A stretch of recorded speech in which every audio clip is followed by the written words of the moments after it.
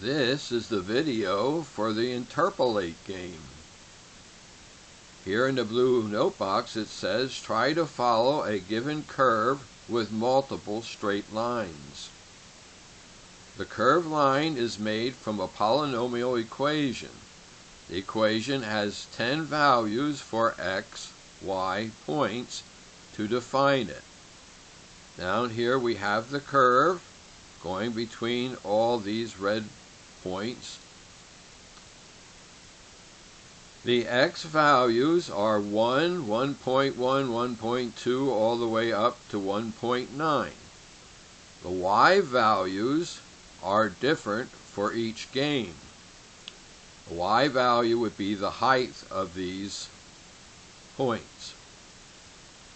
The polynomial equation is of the form at the top right, where a through j are constants to be determined. Here is the polynomial equation. Y equals the constant a, x to the power 0, all the way up to j times x to the power of 9. Click on the blue toggle box to see the calculations of these constants by using a polynomial equation matrix. And it says there are 100 different games, and here's where you enter the game number. It goes from game 0 to game 99. I'm now going to click on Next, and I'm also going to click on the blue box to see the calculations. The polynomial matrix is at the upper left. The inverse of the polynomial matrix is at the bottom left. Right? Here's the polynomial matrix, and down here is its inverse. The given y value vector is multiplied by the inverse to get the vector of constants, those constants a to j values.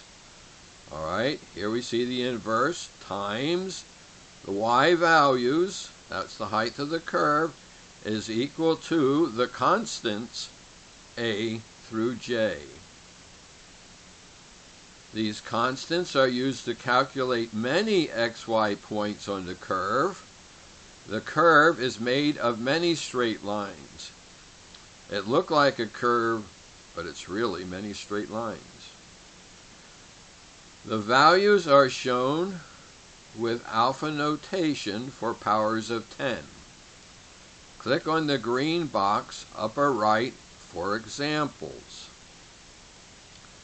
Well, we go down here and we see this first one says it's 5310 minus with a capital D, which means it's really followed by 4 zeros. Now I'm going to show you why.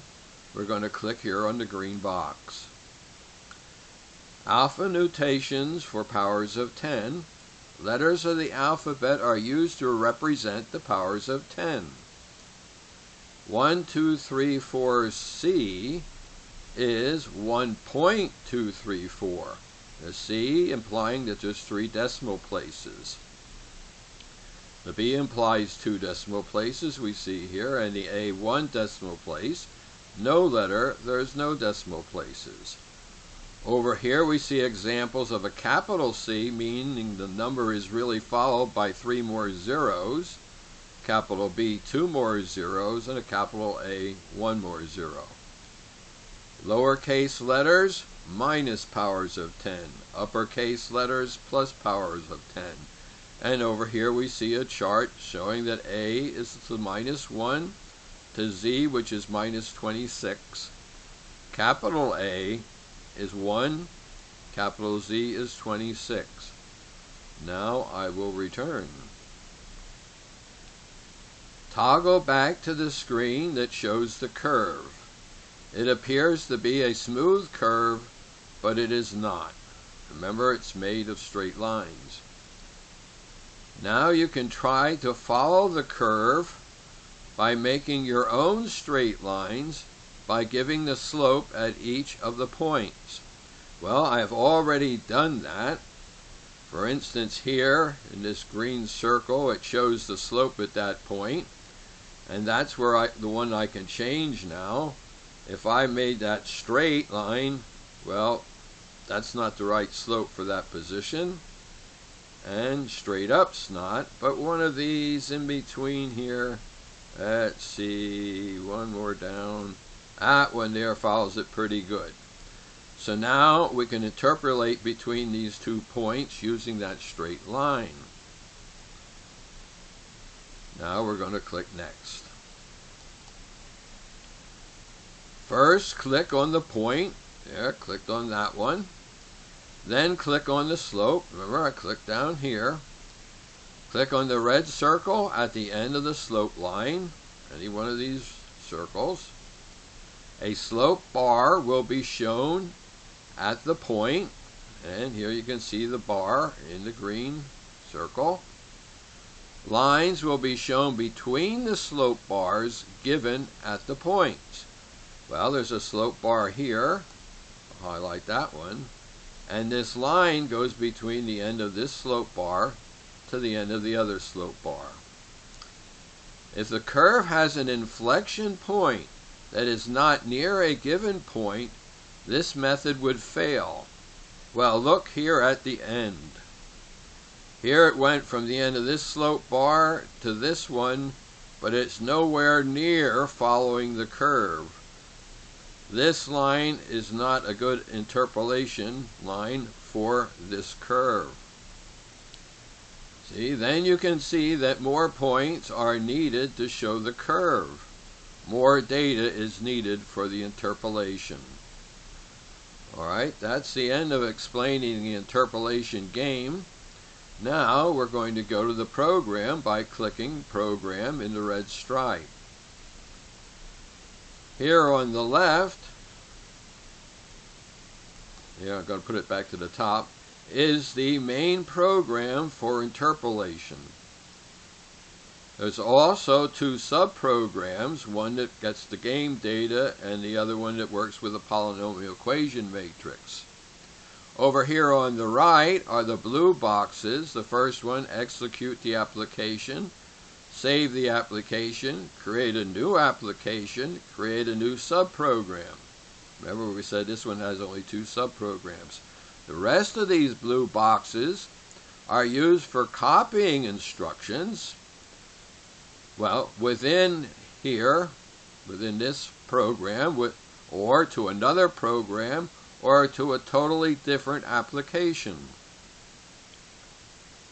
Then, down here on the bottom are the brown boxes that have tools to use to program, excuse me, in this P code. You can list the values and make comments and captions and display register values and variable values, what control registers are for, things you need to know to do the P code. These are the tools. Down below at the bottom here, there are YouTube videos about creating an application, or in our case a game, saving tabs all the way to making an HTML file for your game.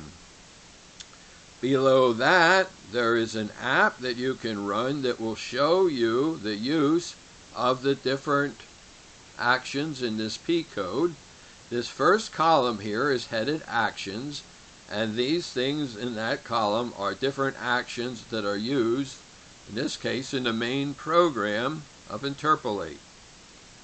Then below that is a list of HTML5 P code YouTube videos that will explain how this P code works. All about instructions and the values and the text and the green lines that are for copying and so forth. Now we're going to go up here and go back to executing the application. Here at the bottom it says Start App, and it has the letters A through T. If you were to change the Interpolate program to be the way that you want it to be, you can save it to one of these letters. Remember, one of the blue boxes was to save it. Then you come here and you click on that letter, and it'll run the Interpolate game the way you wanted it to run.